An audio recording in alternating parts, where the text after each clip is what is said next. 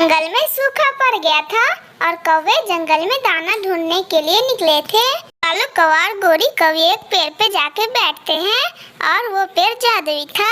कालू कौवा और गोरी कौवी जिस पेड़ पे बैठे थे उन लोगों को तो पता ही नहीं था कि ये पेड़ जादुई है और उनको पत्तों में कुछ गड़बड़ लगती है।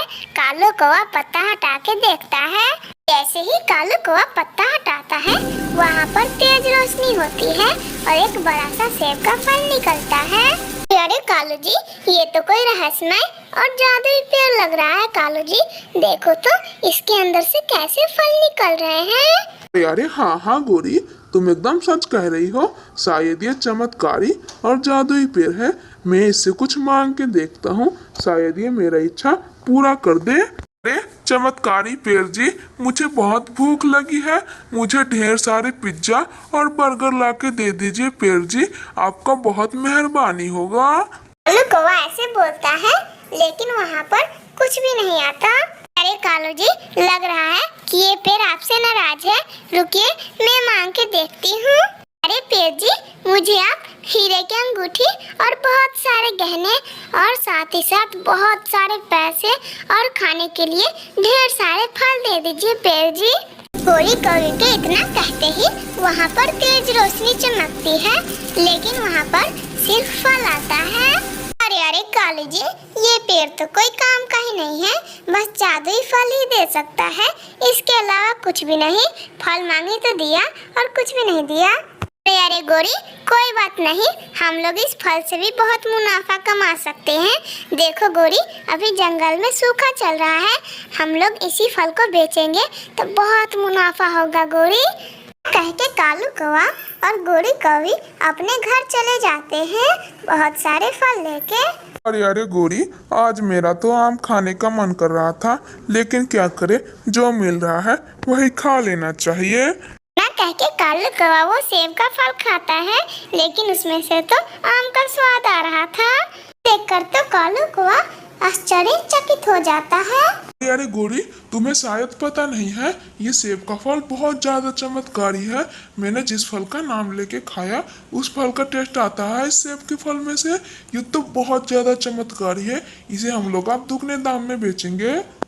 हम लोगों के तो मजे हो गए, अब हम लोग दुगनी कमाई करेंगे। याहू! अरे कालू जी, लेकिन मेरे मन में एक सवाल चल रहा है, रोज रोज उस पेड़ से ऐसे फल मांगने जाएंगे, वो पेड़ थोड़ी ना देगा कालू जी। अरे गोरी, तुम बिल्कुल भी चिंता मत करो, वो पेड़ हम लोग को फल भी देगा और दुआएं भी देगा। हम लोग जाएंगे और गरीब पक्षी का नाम लेके वहाँ से फल ले आएंगे और जंगल में आके बेचेंगे। कौन समझेगा कि हम लोग जादुई फल बेच रहे हैं। अरे अरे कालू जी, ये तो फर्स्ट क्लास आइडिया है, हम लोग के तो मजे मजे हो गए। हम लोग जाएंगे और गरीब पक्षियों का नाम लेके फल ले आएंगे और इधर दुगनी दाम में बेचेंगे। मजे मजे। उस दिन के बाद से कालू कौवा और गोरी कौवी रोज रोज उस फल के पेड़ के पास जाते और गरीब पक्षियों का नाम लेके ढेर सारे फल ले आते। उस दिन के बाद से कालू कौवा और गोरी कौवी जंगल में सेब का ठेला लगा लेते हैं और महंगे दामों में सेब बेचते हैं। एक दिन उनके दुकान पे नीलो चिड़िया सेब लेने आती है। अरे अरे गोरी बहन, तुमने ये धंधा कब से शुरू कर लिया? अच्छा वो सब छोड़ो, मुझे बताओ 1 किलो सेब कितने रुपए है? अरे अरे नीलो बहन, आप सोच रही होगी इतने महंगे हम फल क्यों बेच रहे हैं? इतने महंगे इसलिए बेच रहे हैं कि हम लोग दूसरे जंगल से ये फल लाते हैं और इस फल में से आप जो सोचिएगा, जिस फल का स्वाद सोचिएगा वो स्वाद इस फल में से आएगा, इसलिए हम लोग 1000 रुपए किलो बेचते हैं ये फल। नीलो चिड़िया 1 किलो सेब का फल लेके वहाँ से चली जाती है।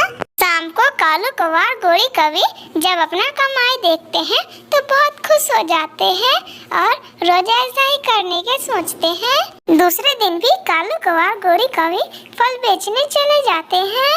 बंटी कबूतर सुनता है कि कालू कौवा और गोरी कौवी का तो फल का चर्चा पूरे जंगल में हो रहा है। ये सब देख के बंटी कबूतर आश्चर्यचकित हो जाता है और बोलता है, अरे अरे, हमारे जंगल में इन कौवों को क्या मिल गया है जो सारे जगह पे इन कौवों का ही नाम चल रहा है? मुझे टुनटुनी चिड़िया को बताना होगा। बंटी कबूतर टुनटुनी चिड़िया के पास चला जाता है।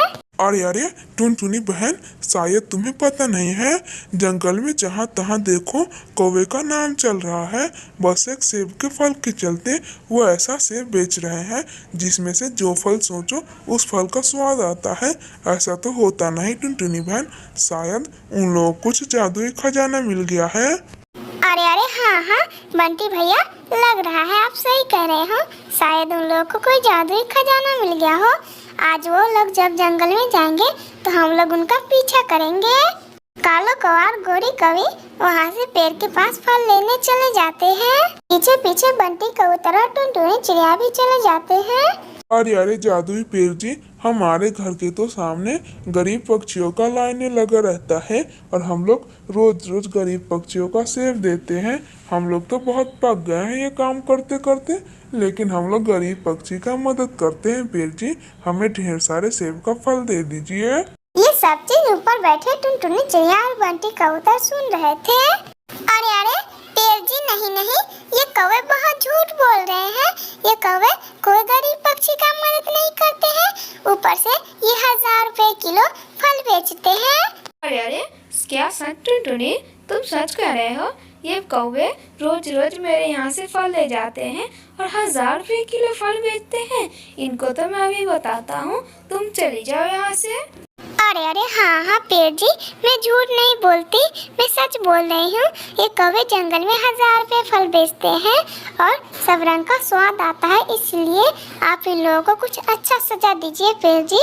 अच्छा, मैं और बंटी कबूतर यहाँ से चलते हैं। इतना कह के बंटी कबूतर और टुनटुनी चिड़िया वहाँ से चले जाते हैं। फिर वो बड़ा चमत्कारी पेड़ कालो कौवा और गोरी कवि को अपने शाखाओं से उल्टा लटका देता है और वो दोनों चिल्लाते रह जाते हैं। मेरे प्यारे दोस्तों, अगर आप लोगों को ये कहानी अच्छी लगी हो तो प्लीज लाइक एंड सब्सक्राइब करके बेल आइकन दबाना ना भूलिएगा। आपका धन्यवाद।